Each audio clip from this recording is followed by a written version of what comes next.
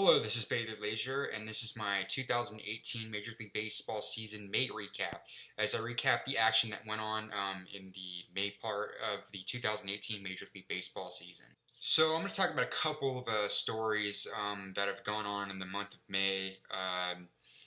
First story I'm going to talk about is the Mookie Betts and JD Martinez and the Red Sox surge. It's been a pretty tight division in that American League East. Between the Red Sox and the Yankees, but they got some big home run hitters. Mookie Betts and JD Martinez, they're just trading top home run leaders. It seems like they just have been a real big force for that Red Sox team, trying to kind of get out of the shadow of the Yankees. As the media has been really talking about the Yankees a lot, and for good reasons for what they've been doing with some of their big players and some of their rookies. But Martinez and Mookie Betts, they've just been a great story so far.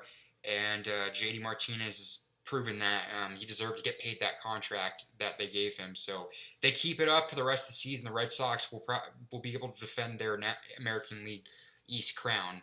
Another top story that's been going on in the month of May has been Manny Machado continuing his pace. One of the leaders in many of those American League statistics.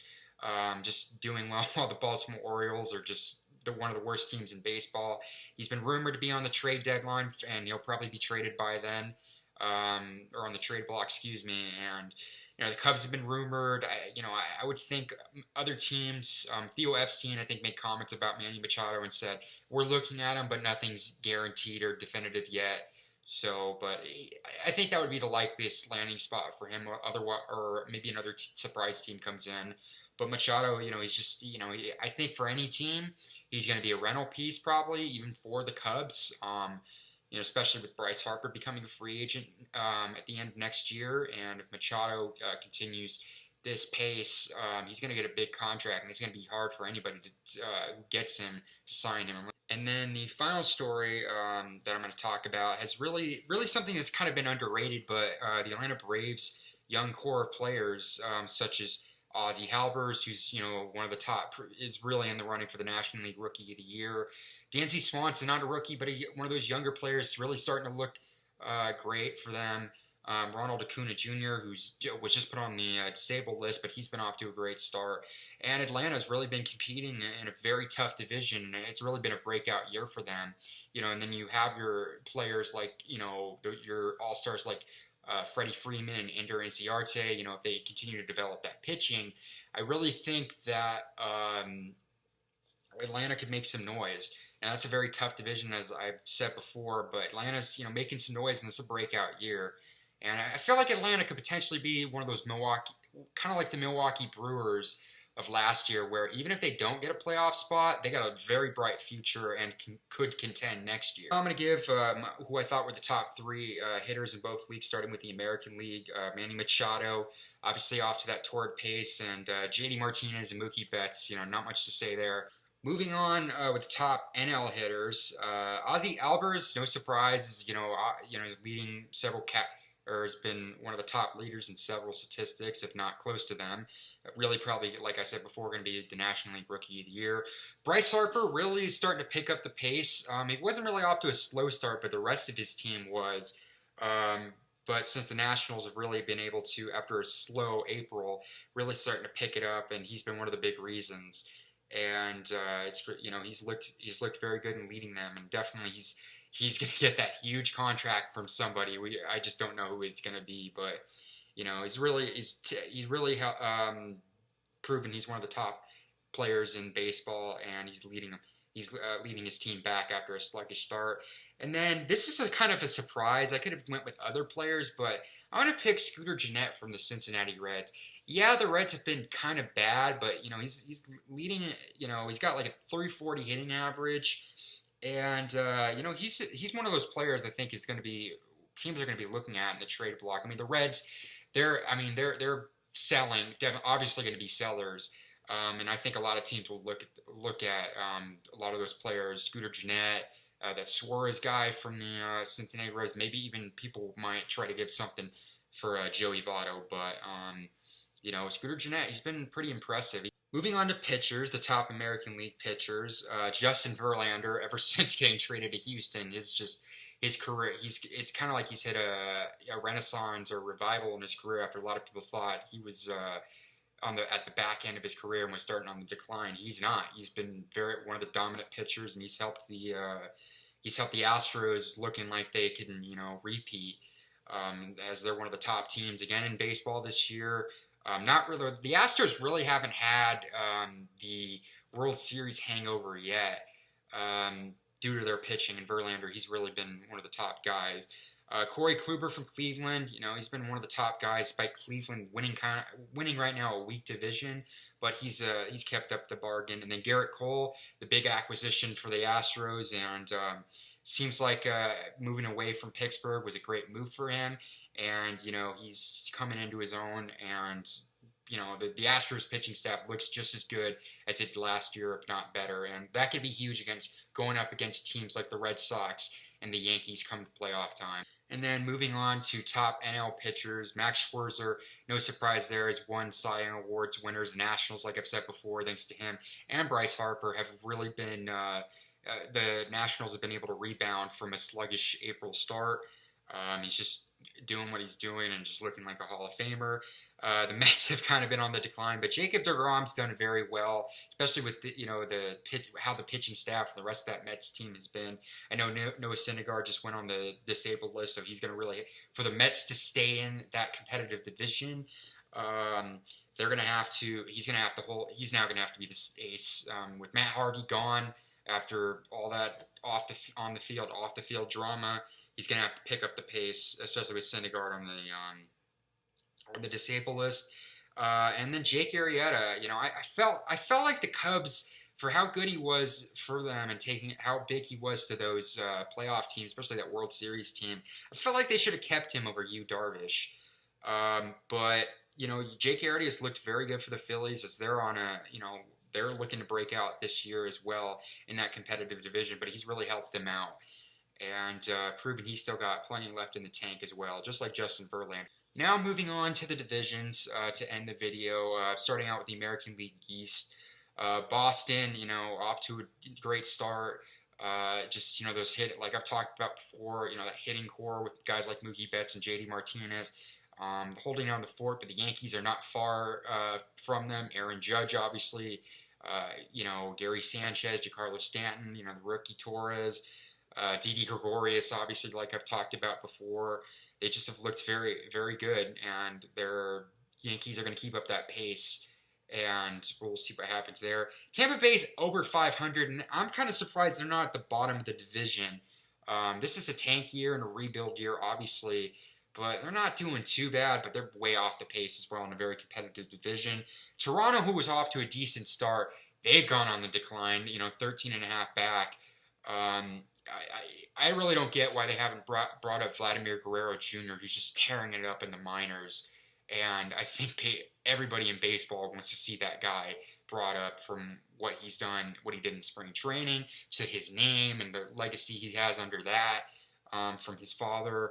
It's just everybody's just waiting for the call up, and I think it eventually will happen in the next couple weeks or month or so. I hope it does happen for baseball's sakes, because I really think he creates some stories. So we'll see what happens there, and then the Baltimore Orioles were probably the worst team in baseball next to the Cincinnati Reds. Probably going to see Machado, like I said before, gone in the next few weeks. Moving on to the American League Central, the Cleveland Indians are winning that division, although that division is probably the weakest in baseball. Detroit's in second place, but I believe they're below 500, 4.5 games back. Minnesota's 6.5 games back.